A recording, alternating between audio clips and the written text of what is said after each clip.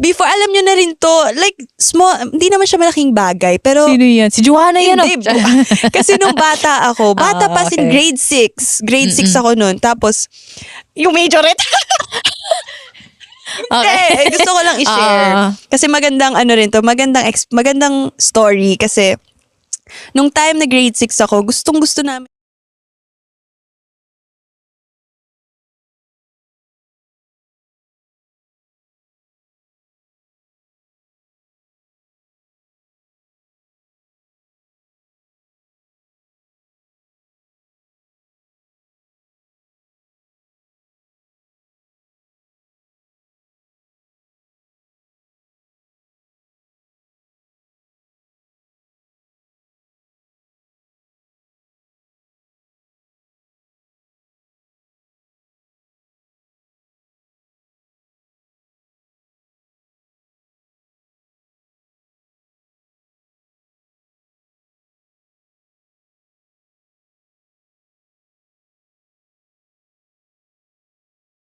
Talagang nabully ako.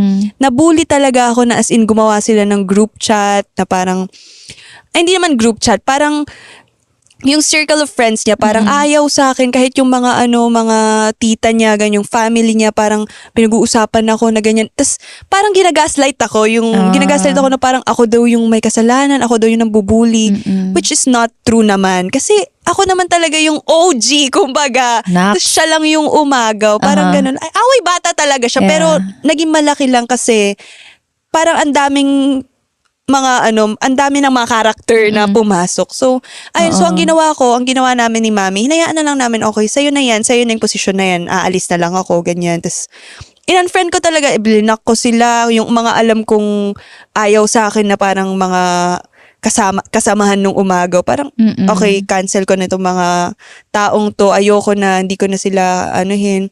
Tapos hinak pa yung Facebook ko. Tapos kung ano-ano mga nilagay sa bio na I'm talented. Mga bata talaga. Tapos as in, inapit talaga ako. Tapos yung asar sa akin nun, parang, ano yung maputing pagkain? Yung maputing pagkain. Kalimutan ko. Yung pang-asar sa mga mapuputi. Oo nga, na-mention mo yan before. Na may Espasol. Ayun, espasol ang tawag sa akin kasi sobrang puti ko nga, matangkad ako. Maganda talaga ako noon. Bakit ko naman itatanggi? Maganda talaga ako noon. So, ayun, parang mainit yung mga mata sa akin ng mga kaklase ko. So, ayun ang ginawa kong healing process noon. Parang hinayaan ko na lang. You do you, be. Ayun. So yung healing process mo that time is by parang ang tawag doon, kina-cancel ko. Having the space between you, the space between us. And yung yung wall. Yung basta yung in-unfriend mo ba siya? Hindi, in-unfriend ko talaga lahat ng alam kong plastic sa akin na nang api sa akin. And hindi lang nung grade Pero school. Pero ngayon, okay na ba kayo? Hindi. Never kami naging nung graduation, parang nagkausap naman kami, pero hindi ko talaga siya feel. Hindi ko na feel na genuine siya sa akin, like anything. Pero if ever ngayon you would see that person again, would you say na parang okay na kayo?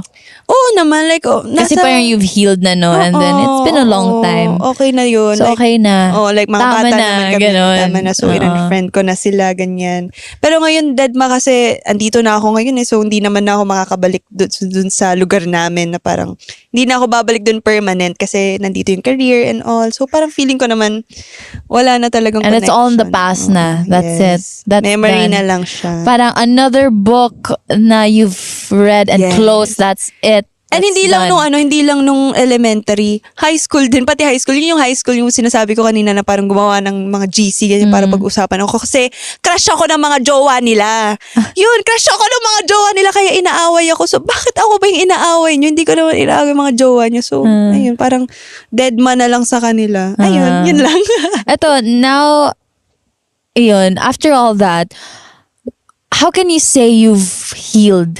Anong feeling na nakukuha mo na sa galing sa mga pambubuhay? Or in general, like with anything, how do you know na you've healed? Like, anong sense of feeling na feel mo? Well, ngayon naman, sobrang saya ko na ngayon. Like, happiness. O, talagang okay na talaga ako ngayon. Like, wala na yung parang madrama, yung parang, alam mo yun, yung magsa-status ka sa Twitter na parang sad face, ganyan, or kahit saan man, ganun. Ngayon, okay na talaga. And happy ako na parang, and masaya ako ngayon na parang tayong biningan na parang yung freedom, kumbaga. Happy ako ngayon kasi sobrang malaya na tayo and di na tayo babalik sa kung saan tayo nanggaling na hindi tayo pwedeng lumabas. Ganun. So ngayon, freedom and happiness. Yes, freedom. Ako naman peace. Yun talaga. I know, and eto. Yun, eto talaga sabi ko sa sarili ko, okay, if I am really healed, I feel at peace. And sinabi mo yun. Yeah, nasabi ko ba? Yes, and connecting it back to the story about him and when we met again after 2 years, dun ko din, nasabi ko sa sarili ko na parang,